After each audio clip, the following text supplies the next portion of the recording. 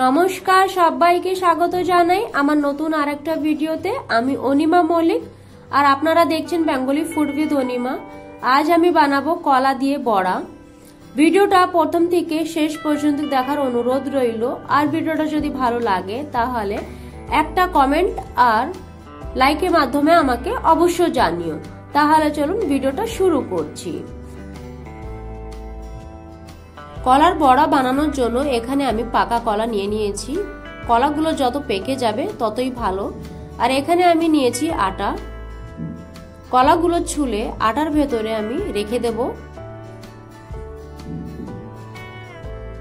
এখানে আমি হাফ কেজির মতন আটা নিয়েছি।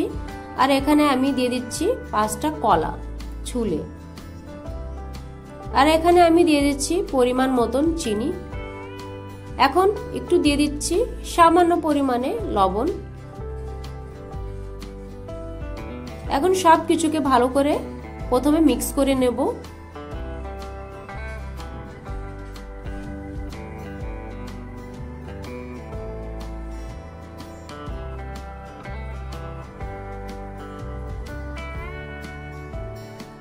এখন আমি সামান্য পরিমাণ করে জল অ্যাড করব।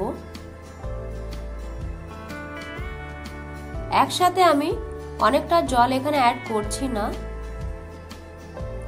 এখন আরেকটু জলের প্রয়োজন আছে, তাই একটু অ্যাড করে নিচ্ছি।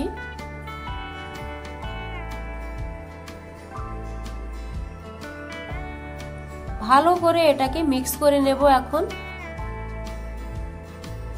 এটা আমি হাত দিয়ে মেখে নিচ্ছি, ঠিক এরকম। এখন কড়াইতে সাদা তেল গরম করে ছোট ছোট করে বড়া বানিয়ে নেব। আর গ্যাসের ফ্লেমটাকে লোতে করে দিতে হবে।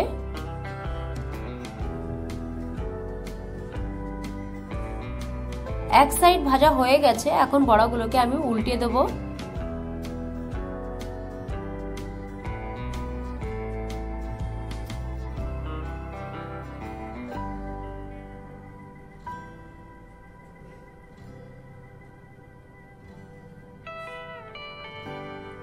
ঠিক এরকম করে আমি বড়াগুলো ভেজে নেব।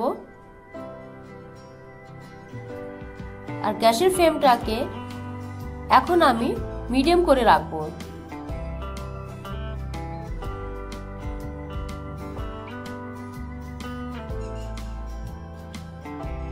বড়া ভাজা হয়ে গেছে, এখন আমি তুলে নিচ্ছি।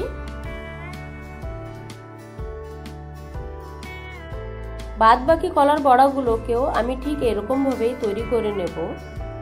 মাত্র 15 মিনিটের ভেতরে আমি এতগুলো বড়া তৈরি করে নিয়েছিলাম। কলার বড়ার এই রেসিপিটা কেমন লেগেছে অবশ্যই আমাকে কমেন্টের মাধ্যমে জানিও। আর এই ভিডিওটা যদি ভালো লাগে তাহলে লাইক, শেয়ার এন্ড সাবস্ক্রাইব করো। দেখা হচ্ছে পরবর্তী অন্য কোনো ভিডিওতে। ততক্ষণের জন্য টাটা।